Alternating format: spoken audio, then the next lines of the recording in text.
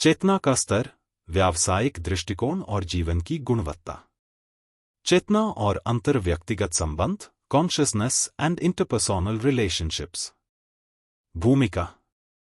अंतर्व्यक्तिगत संबंध जैसे वैवाहिक जीवन, मित्रता, पारिवारिक रिश्ता या सहकर्मियों से संवाद हमारे जीवन की गुणवत्ता को सीधे प्रभावित करते हैं। इन संबंधों की गहराई, सामंजस्य और स्थिरता इस बात पर निर्भर करती है कि संबंधित व्यक्ति किस चेतना स्तर पर है। चेतना जितनी ऊंची, संबंध उतने ही सार्थक और निर्मल होते हैं। चेतना और संबंध मूल तत्व। निम्न चेतना स्तर पर संबंध स्वार्थ, सुरक्षा, वासना या सामाजिक दबाव के आधार पर बनते हैं। अधिक अपेक्षाएं, ईर्ष्या, असुरक्षा, अधिकारबोध। संवाद कमजोर, प्रतिक्रियात्मक व्यवहार, भावनात्मक अस्थिरता। मध्यम चेतना स्तर पर संबंधों में भावनात्मक समझ, सहानुभूति और सम्मान आता है। द्वंद्व होते हैं, लेकिन सुलझाने का प्रयास होता है। संबंध धीरे धीरे आत्मपरख होने लगते हैं। उच्च चेतना स्तर पर संबंधों का आधार होता है समर्पण, सेवा और गहरी समझ। दूसरे के विकास को अपना उद्देश्य मानते हैं। संवाद में साक्षी भाव, करुणा और सहअस्तित्व की भावना। अति उच्च चेतना, ब्रह्मचेतना स्तर पर व्यक्ति संबंधों से भी परे हो जाता है, लेकिन जब संबंध रखता है तो वह माध्यम बनते हैं आत्मिक प्रेम, दिव्यता और सेवा के। संबंध अब मैं तू से हम और फिर एकत्व की दिशा में बढ़ते हैं। व्यावहारिक तुलना, संवेदनशील व्यक्ति बनाम आत्मचेत व्यक्ति के वैवाहिक जीवन की तुलना। संवेदनशील व्यक्ति आमतौर पर अत्यधिक भावुक होता है और अपने संबंधों में गहराई से जुड़ाव चाहता है।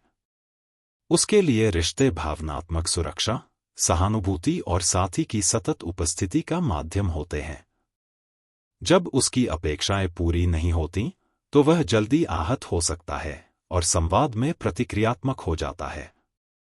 उदाहरणतः, यदि जीवनसाथी अधिक व्यस्त है या भावनात्मक रूप से संलग्न नहीं है, तो वह भीतर ही भीतर दुखी हो जाता है और स्वयं को उपेक्षित महसूस करने लगता है।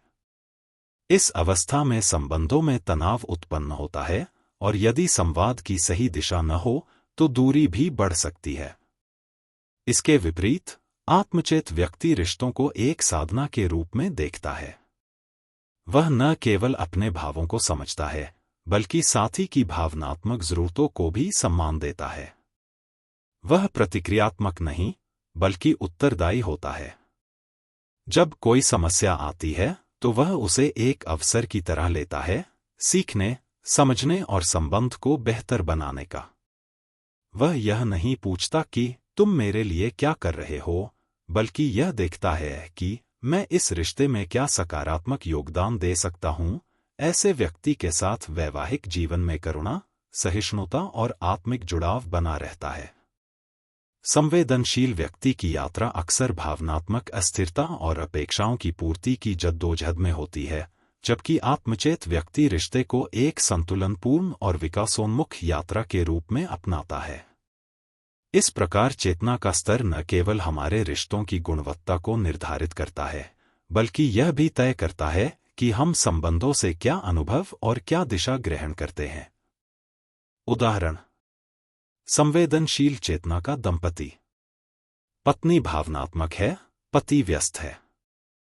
पत्नी की अपेक्षाएं पूरी न होने पर रुष्टता, पति की चुप्पी से दूरी बढ़ती है।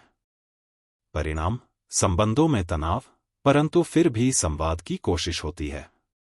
आत्मचेत दंपति दोनों गहराई से एक दूसरे को समझने की कोशिश करते हैं। मैं सही हूं की जगह हम क्या सीख सकते हैं का भाव।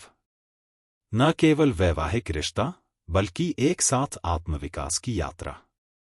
निष्कर्ष: रिश्ते चेतना की प्रयोगशाला हैं। यहां हम न केवल दूसरों को समझते हैं, बल्कि अपने भीतर छिपे हुए स्तरों को भी पहचानते हैं। संबंधों में चेतना का उत्थान न केवल रिश्तों को सफल बनाता है, बल्कि हमें एक पूर्ण और विकसित मानव बनने की ओर भी ले जाता है। धन्यवाद। Madan Mohan, global humanity mission.